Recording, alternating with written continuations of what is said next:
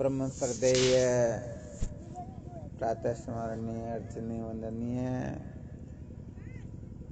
समस्त संत चरण रज भक्त वृंद मातृ शक्ति। अभी हम श्रवण कर रहे थे सत्संग का महात्म्य। क्या श्रवण कर रहे थे? सत्संग का माध्यम। देखो, बात ऐसी होती है, हम जिस वस्तु को महत्वपूर्ण समझते हैं उस ओर हमारी प्रवृत्ति न चाहते हुए भी स्वतः हो जाती है, और जिस वस्तु को हम महत्वपूर्ण नहीं समझते हैं उस ओर से हम अपनी प्रवृत्ति को स्वतः ही हटाने लग जाते हैं या स्वतः ही हटने लग जाती हैं। तो मानव देह प्राप्त करने के पश्चात यदि कोई जीव इस रहस्य को अच्छी तरह से समझ ले कि संतों का संग ही जीवन का सार है, तो समझ लेना चाहिए फिर उनको अलग से किसी भी प्रकार की साधना की आवश्यकता होती ही नहीं। समझो, उनके जब तक तीर्थ व्रत पूजा पाठ सारे के सारे कृतार्थ हो गए, सारे के सारे सफल हो गए। इसीलिए तो रामचरितमानस में तुलसीदास जी महाराज लिख देते हैं, बड़े भाग पावही सतसंगा बिनु प्रयास होए भव भंगा। ध्यान देना, क्या बताया? बड़े भाग पावही सतसंगा, अर्थात जब अनंत जन्मों के पुण्य उदय होते हैं। पहले हमारे पुष्पाराम जी महाराज सुना ही रहे थे, कितने जन्मों के पुण्य उदय होते हैं। 7 जन्म के पुण्य उदय हो तब तो केवल सत्संग में जाने की इच्छा होती है, और 7 जन्म के ही पुण्य हो और पुण्य नहीं हो तो इच्छा तो हो जाएगी परंतु जा नहीं पाएंगे। इसलिए फिर 7 जन्म के पुण्य और चाहिए। 14 जन्म के जिनके पुण्य उदय होते हैं वह घर से निकलते हैं सत्संग में जाने के लिए, परंतु 14 जन्म के ही पुण्य और पुण्य न हो तो घर से निकलेंगे परंतु पता नहीं हो दूसरी तीसरी जगह पर ही चले जाएंगे। इसलिए फिर 7 जन्म के पुण्य और चाहिए। 21 जन्म के जब पुण्य उदय होते हैं तब कोई जीव सत्संग में पहुंच पाता है, परंतु 21 जन्म के पुण्य से सत्संग में पहुंच जरूर जाएगा परंतु सुन कुछ नहीं सकेगा। हाँ, इसके लिए तो फिर 7 जन्म के पुण्य और चाहिए। और समझने के लिए तो सत्संग का रहस्य समझ में आ जाए, इसके लिए तो अनंत जन्मों के पुण्यों की आवश्यकता होती है। अथवा ऐसा समझना चाहिए जिसका अंतिम जन्म होता है वही सत्संग के रहस्य को समझ सकता है। तो क्या कहा गया? पढ़े बाग पावही सत्संगा बिनु प्रयास होए भव भंगा। भव कहते हैं संसार को, भंग कहते हैं नाश हो जाने को। ये संसार का जो दुख है, जन्म मृत्यु की श्रृंखला में जो अनादि काल से हम भटकते आ रहे हैं न, ये बिनु प्रयास होए भव भंगा। हाँ, कुछ मेहनत मजदूरी की आवश्यकता रहती ही नहीं। जैसे 100-500 रुपए की आवश्यकता हो तो सुबह से शाम तक मजदूरी करके फिर कमा करके लाना होता है, परंतु यहाँ पर संतों के संग से अनायास ही ये जीव सागर से पार हो जाता है। तो देखो, यहाँ पर हम अपने को मंथन करना है। क्या सूत्र बताया? बड़े भाग पावही सत्संगा बिनु प्रयास हो भव भंगा। इसे क्या सिद्ध होता है? ये सिद्ध होता है कि संतों के संग से ही दुखों की निवृत्ति होती है। इसका मतलब क्या हुआ? संतों का संग न करना ही समस्त दुखों को गले लगाना होता है। ये जितने भी संसार में हमारे को दुख प्राप्त हो रहे हैं न, जितना भी रोना धोना हो रहा है, ये संतों का संग न करने से है। ये सारा का सारा अपनी कल्पना में उलझे रह करके हम सुखी होने की जो चेष्टा करते हैं तो सचमुच में सुख तो होता नहीं बल्कि दुख अनंत गुना और बढ़ जाता है। तो केवल और केवल मात्र आज एक ही सूत्र निश्चय करना है कि संतों का संग उत्थान का कारण होता है, संतों का संग मुक्ति का कारण होता है, संतों का संग जीवन को धन्य बनाने वाला होता है। बाकी सारा का सारा संग, चाहे किसका भी संग क्यों न हो, निश्चित रूप से पतन करने वाला ही होता है। क्या होता है? पतन। हाँ, लगता भले ऐसे कि नहीं नहीं, किसने कहा? संसार वालों का संग पतन का कारण, ये तो उत्थान का कारण होता है। पहले हम 100 रुपए कमाते थे, अब 10,000 रुपए हमेशा के कमाने लग गए। अरे भाई, इसको उत्थान कहते ही? हाँ, ऐसा तो बलि का बकरा भी सोचता है। बलि का बकरा जो होता ना, जब वह कसाई के पास चला जाता ना, उस समय उसको लक्ष्य साबुन से स्नान करवाया जाता, एसी में रखा जाता और पता नहीं काजू बादाम का हलवा खिलाया जाता, क्या क्या किया जाता।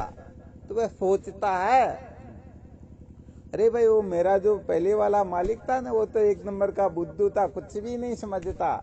उसने तो मेरे को न तो एसी में रखा, न गाड़ियों में घुमाया, न काजू दाग बादाम का हलवा खिलाया और न कभी इस प्रकार से स्नान करवाया।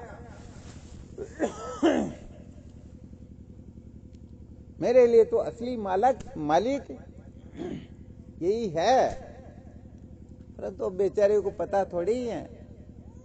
2-3 दिन के बाद में यही तेरे गले पर हाथ छुर्रा चलाएगा।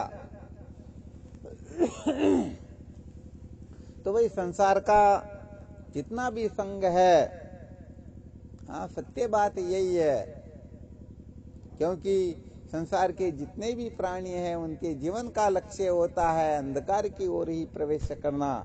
अर्थात संसार को महत्व दे करके, सत्य पदार्थों को महत्व दे करके जन्म से लेकर के मृत्यु तक केवल इसी के संपादन में लगे रहना होता है। उनके जीवन में विवेक नहीं होता है। ये विवेक तो केवल और केवल मात्र संतों के संग से ही जागृत होता है, और विवेक जागृत हो तभी पता चलता है कि क्या करना चाहिए, क्या नहीं करना चाहिए। बिना आंख के कोई कुछ कर सकता है क्या? कुछ नहीं कर। अंधकार के अंतर्गत बिना टॉर्च के कोई ठीक चल सकता है क्या? अरे चलेगा तो डर डर करके चलेगा। तो ऐसे ही जिनके जीवन में विवेक जागृत नहीं हुआ तो समझ लेना चाहिए वह किसी काम का नहीं होता है। और विवेक जागृत हो गया तो ऐसी कोई विपरीत परिस्थिति नहीं है जिससे वह छुटकारा प्राप्त नहीं कर सकता। ऐसा कोई दुख संकट क्लेश नहीं है जिससे वह छूट नहीं सकता। इसलिए जीवन में सबसे अधिक आवश्यकता है तो किसकी है? विवेक की। हाँ, विवेक कहने का मतलब जो भले बुरे की पहचान कर सके, जो सत्य असत का निर्णय ले सके, नित्य अनित्य क्या है, मैं मेरा क्या है, बंधन मुक्ति क्या है। अरे जो समझता ही नहीं बंधन किसे कहते हैं, मुक्ति किसे कहते हैं, तो मानव देह मिला हुआ है बंधन से छुटकारा प्राप्त करने के लिए। अरे वह क्या करेगा? अरे वह और अधिक बंध जाएगा, समझेगा नहीं नहीं मैं तो मुक्त हो रहा हूँ। और वैसे देखा जाए तो हमारी भाषा में यही तो कहा जाता, किसी से पूछा जाए और हालचाल कैसा, कहेंगे वैसा आनंद है, थोड़ा सा कष्ट है। क्या कष्ट? कब मेरे 2 बच्चे हैं वो तो उलझ गए, एक और रह रहा उसको भी उलझा दे तो फिर मेरी मुक्ति। तो बताओ, संसार उलझाने का काम करता है या सुलझाने का? उलझाने का करता ना। हाँ, तो इसीलिए तो इसको संसार कहते हैं। हाँ, लगता तो ऐसा इसके अंतर्गत कुछ न कुछ सार है, परंतु वास्तव में हाँ, संसार जो लिखा जाता है ना, सह के ऊपर एक शून्य लिखा होता है। यदि वो शून्य नहीं होता तो सहसार होता, अर्थात ये सार सही तो होता, तो इसमें सार ही सार है, परंतु ऊपर जो शून्य लगा दिया इसका मतलब हाँ, सपने में भी जगत खेद में परे जिन केवल दुखता माही, सत्य सत्य पुनि सत्य कहूँ सुख सपने हूँ नहीं। अरे स्वप्न में भी सुख मिलने वाला हाँ, ये तो वास्तव में हम ना समझी से उलझे हुए हैं, बैठे हुए हैं, चिपके हुए हैं कि नहीं नहीं आज नहीं तो कल, कल नहीं तो परसों, कभी ना कभी तो मिलेगा। अरे सचमुच में सत्य कहा जाए तो भोगा न भुगता वही में वह भुगता, तृष्णा न जीर्णा वही में वह जीर्णा।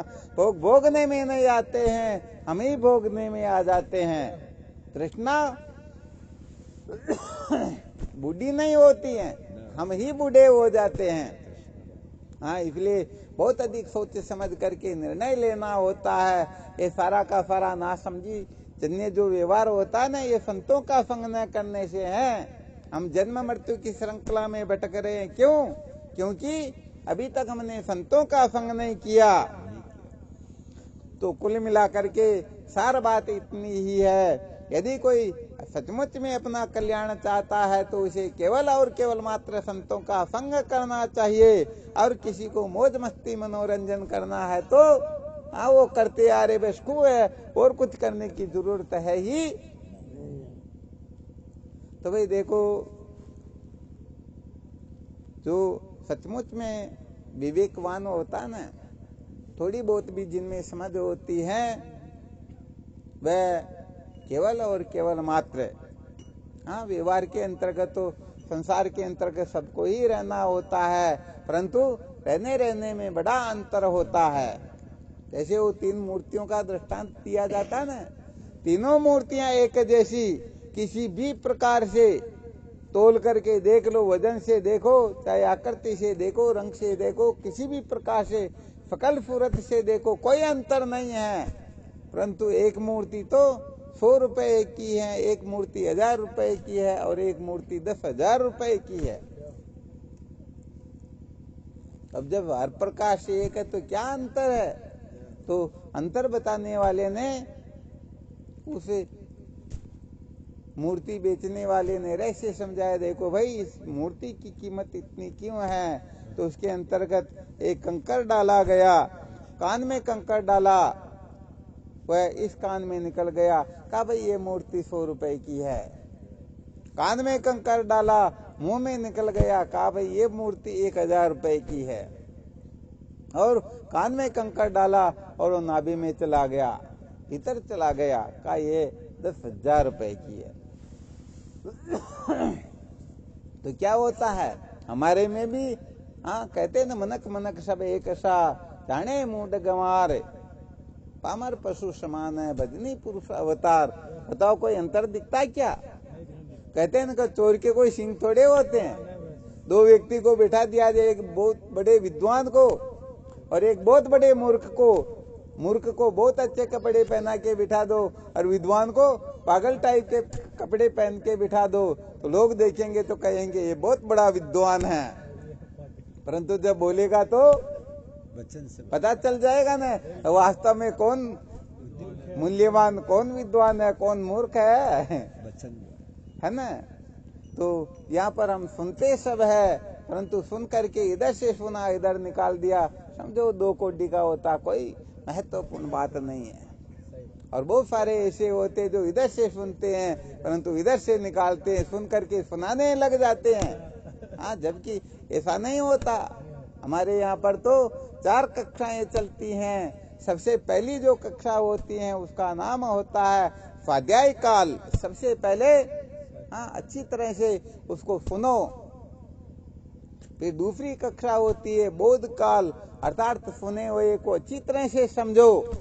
और तीसरा होता है आचरण काल, अर्थात सुने हुए को अच्छी तरह से अपने जीवन में प्रतिष्ठित करो, जीवन में उतारो। और चौथा होता है प्रवचन काल, फिर उसका उपदेश करो। हाँ, तो सच्ची बात यह है ना, सचमुच में जिनके जीवन में प्रतिष्ठित है, वह जब कहेगा तो महाराज समझो आगे जैसे वो 12 इंच की मोटी तोप का घोड़ा निकलता ना, क्या कर देता वो, वैसा काम कर देता। ऐसे महापुरुषों के मुख से जब वो सूत्र निकलते हैं, वरना वो सूत्र तो कोई भी कह सकते हैं, परंतु महापुरुषों के मुख से सुना हुआ, इसीलिए तो साक्षात श्रुति माता कथन करती हैं, तद विज्ञानार्थम स गुरु में वाभिगच्छेत स्मित पाणी श्रोत्रे ब्रह्मनिष्ठम।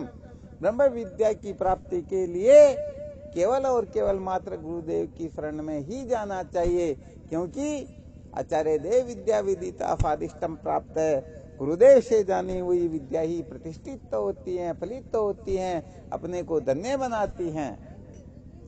ठीक है ना। तो कुल मिलाकर के भले ही बहुत कम सुनो। हाँ, कहते हैं ना, ढाई मन कथन करने से 2.5 तोला आचरण श्रेष्ठ होता है। किसी के पास में कथन करने की सामग्री 2.5 मन हो रही है, परंतु यदि कोई 2.5 तोला आचरण में ले रखा तो वह उससे भी श्रेष्ठ होता है। तो ज्यादा समझ में आए या ना आए, केवल और केवल मात्र सत्संग को महत्व दे देना है। क्योंकि अत्यंत से अत्यंत अर्थात इस सृष्टि में एक नंबर का पापी भी क्यों ना हो, वह भी सत्संग रूपी नौका पर बैठ करके भव सागर से पार हो जाता है। तो हमारे लिए तो कहना ही क्या, हम तो ऐसे थोड़े ही हैं। इसलिए सत्संग को महत्व देना यही जीवन का सार होता है। जो सत्संग को महत्व देंगे उनका मानव जीवन सफल हो जाएगा, उनका सदा सदा के लिए आए रोना धोना शांत हो जाएगा, सदा सदा के लिए वो कृतार्थ हो जाएंगे। इसलिए सत्संग को महत्व देने से बड़ा कोई साधन नहीं होता है। सत्संग को महत्व दे दिया तो और कुछ करने की आवश्यकता नहीं। बोलो सतगुरु भगवान की जय हो। जय हो।